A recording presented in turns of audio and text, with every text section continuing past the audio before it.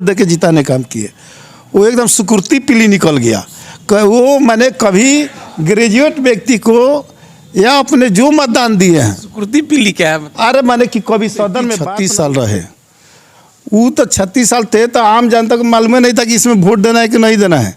जब वोटिंग होता था तब जानकारी होता था कि किसी की चीज़ का चुनाव, तब धीरे धीरे उसमें जागृति जगा, लोग उसके एंट्री में वोट देना शुरू थी, जागृति हुए, जगाना शुरू हुआ, तब जाके ये व्यक्ति चुनाव जिस उम्मीद से, जिस मैंने सोच से लोग मैंने वोट दिए कि अब चलिए हमारे बीच के व्यक्ति उनके खिलाफ नेता बन रहा है, जाएंगे तो ग्रे यूनिवर्सिटी 30 वर्ष रहा है, तो जिनके मतदान लेके 30 वर्ष तक ले अपने शासन करने का काम किया, उस मतदाता को कभी आज तक 30 साल रहे, 6 साल तो कभी उनके दुख दर्द, उनकी समस्या को उठाने का काम नहीं किया। और उससे खत्म व्यक्ति एक दूसरा प्रत्याशी आ गया जिसको सिवान में जब कोई चुनाव होता है, कोई क्या बहुत सारे ऐसे चुनाव होते हैं जिसमें अगर देखा जाए तो श्रीनिवास यादव का एक अहम रोल होता है, क्योंकि इनका जो चुनावी मैनेजमेंट है बड़ा सटीक होता है। हम लोगों ने देखा भी जब इस बार, इससे पहले जो चुनाव हो रहा था जिसमें ये रईस खान जो कि प्रत्याशी थे उनका इन्होंने समर्थन किया था, तो कुछ लोगों को ये लग रहा था कि भाई ये कुछ नहीं कर पाएंगे, इसलिए कि जहाँ एक तरफ भारतीय जनता पार्टी जैसे दिग्गज पार्टी, दूसरी तरफ महागठबंधन जैसे बड़े प्रत्याशी, लेकिन उन सभी को कहीं ना कहीं ये बीट करते हुए और बहुत मतलब देखा जाए तो जीत के बहुत करीब तक के लिए पहुँचे हुए थे। उसी वक्त से इन लोगों के बारे में लोग समझना शुरू किए कि भाई इन लोगों का जो गणित है वो काफ़ी सटीक होता है। जाहिर है कि एक जो मतलब शिकारी होता है हर वक्त तो शिकार नहीं कर पाता है, लेकिन जाहिर है कि अगर उसका निशाना सटीक होता है तो लोग उस पर उम्मीद भी करते हैं। मेरे साथ श्रीनिवास यादव हैं, क्या कहेंगे? फिर से चुनावी मैदान में आपके प्रत्याशी उतरे हुए हैं, फजल हक साहब। देखिए, हमारे प्रत्याशी हैं फजल अली साहब।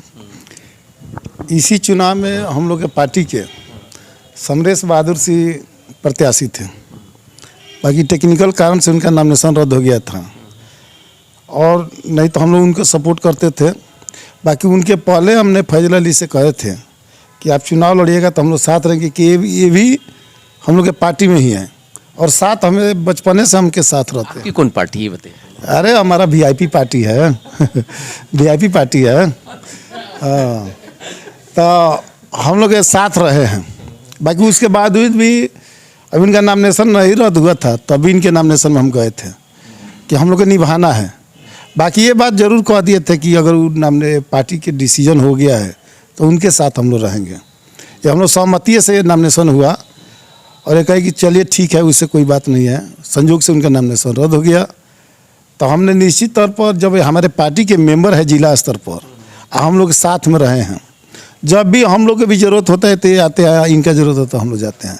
तो ऐसी परिस्थिति में इनका चुनाव बाद रह गया, तो मैंने सोचा कि इनको मदद करे। और जहाँ तक ले जीत हार की बात है तो हम बता देना चाहते हैं कि एक व्यक्ति 30 वर्ष रहा है, तो जिनके मतदान लेके 30 वर्ष तक ले अपने शासन करने का काम किया, उस मतदाता को कभी आज तक 30 साल रहे, 6 साल तो कभी सदन में उनके दुख दर्द, उनकी समस्या को उठाने का काम नहीं किया। और उससे खत्म व्यक्ति एक दूसरा प्रत्याशी आ गया जिसको हम लोग भी वोट देके जिताने काम किए। वो एकदम सुकृति पीली निकल गया। वो मैंने कभी ग्रेजुएट व्यक्ति को या अपने जो मतदान दिए हैं। सुकृति पीली क्या है? अरे मैंने कि कभी सदन में बात ना उठाए, आदमी से लजाता हो, अच्छा वैसे व्यक्ति हैं। और कहें कि बड़ा विद्वान है। नाम क्या है? नाम वही वर्तमान में जो जीता है वही ना व्यक्ति है, दूसरा कौन है व्यक्ति? तो वो ऐसे व्यक्ति से टोटल मतदाता जो लोग उनके मतदान दिए वो व्यक्ति सारे लोग नाराज हैं। और एक व्यक्ति को लंबा समय से लोग देख लिए, वो भी लोग मैंने देख रहे कि तो 36 वर्ष तक ले कुछ नहीं किए, एक व्यक्ति 6 वर्ष तक ले कुछ नहीं किए। तो फजल अली बीच में एक प्रत्याशी होते हैं। तो इनका है सोच है कि बचपन से छात्र जीवन से राजनीति किए हैं और जितना में थे उतना में लोग को लड़ाई लड़े। बाकी अब हुआ कि लंबा लड़ाई लड़ना है। अब ग्रेजुएट विद्यार्थियों की क्या समस्या होती है, यूनिवर्सिटी में कॉलेज में क्या क्या प्रॉब्लम होता है, ये सारे चीज़ को लड़ाई लड़ने के लिए जब तक इनके पद नहीं मिलेगा, जब तक उस जगह पर नहीं जाएंगे, तब तक ये लड़ाई नहीं लड़ सकते हैं। तो अच्छा, हम यहाँ पे एक चीज़ हम आपसे पूछेंगे कि अगर एक मतलब जो कम पढ़े लिखे लोग होते हैं, जो आमतौर पर जो जनरल जो वोटर होता है उसको समझाना पड़ता है, लेकिन यहाँ चूंकि 36 साल अगर किसी प्रत्याशी को देखा गया, 6 साल फिर देखा गया, तो लगभग 42 साल का टर्म हो जाता है। उसके बाद भी क्या लग रहा है कि इन प्रत्याशियों को जो पढ़े लिखे लोग हैं वो चुन पाएंगे क्या? देखिए, जो व्यक्ति 36 साल रहे, वो तो 36 साल थे तो आम जनता को मालूम नहीं था कि इसमें वोट देना है कि नहीं देना है। जब वोटिंग होता था तब जानकारी होता था कि किसी की चीज़ का चुनाव हो रहा है। तब धीरे धीरे उसमें जागृति जगा, लोग उसके एंट्री में वोट देना शुरू थी, जागृति हुए, जगाना शुरू हुआ, तब जाके ये व्यक्ति चुनाव जीते।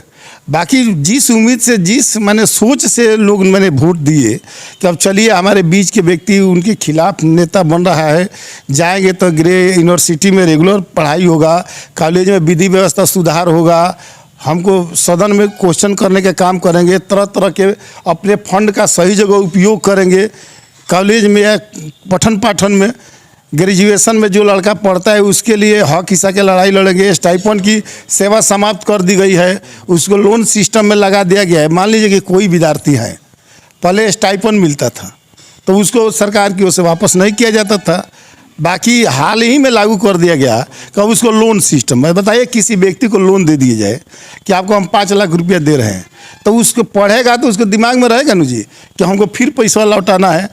किसी व्यक्ति को 200 रुपया दीजिए, कहीं कि आपको लौटाना नहीं, इसको पढ़ लीजिए, आपका इससे कोई मतलब नहीं है, तो वो फ्री होकर पढ़ेगा। तो ये सरकार टचर की कि नहीं, विद्यार्थी बढ़िया से न पढ़े, इसलिए इन्होंने लोन सिस्टम लगाया। सरकार, ये बिहार सरकार। बाकी हम चाहते हैं कि जो व्यक्ति जिसके मतदाता से चुनाव जीत के गए हैं, उसका कर्तव्य बनता है, उसकी जिम्मेवारी बनती है कि वो व्यक्ति सदन में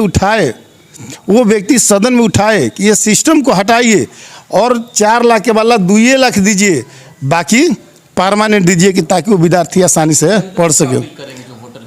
हम वोटर से अपील करेंगे कि इस बार के चुनाव में फैजले अली जी जो उम्मीदवार है 6 नंबर क्रमांक पर, 1 नंबर पाई खींच के इनको प्रथम वरीयता के वोट दीजिए और अपनी समस्या, अपने क्षेत्र के समस्या को भविष्य में सही रूप से कोई व्यक्ति सदन में रखे, उसके लिए आप एक बार प्रत्याशी बनाने का काम कीजिए। बिल्कुल, ये श्रीनिवास यादव थे जिन्होंने बहुत ही बेबाकी से और बहुत ही शानदार तरीके से अपनी बात को इन्होंने रखा और जिसका ये सहयोग कर रहे हैं। इन्होंने चलिए लगे हाथ तो ये बता भी दिए कि वो वीआईपी पार्टी से ये लोग उनको समर्थन दे रहे हैं और समर्थित उम्मीदवार भी हैं। जाहिर है कि अब तो एक जो वोटर होते हैं, अब वोटर को ये समझना है कि सच बात है कि एक तरफ 36 साल कार्यकाल दिया गया, उनमें जो 6 साल दिया गया उनमें, और फिर फजले हक साहब में क्या फ़र्क होता है। अब आप देखते रहिए, बने रहिए हमारे साथ। बहुत बहुत धन्यवाद।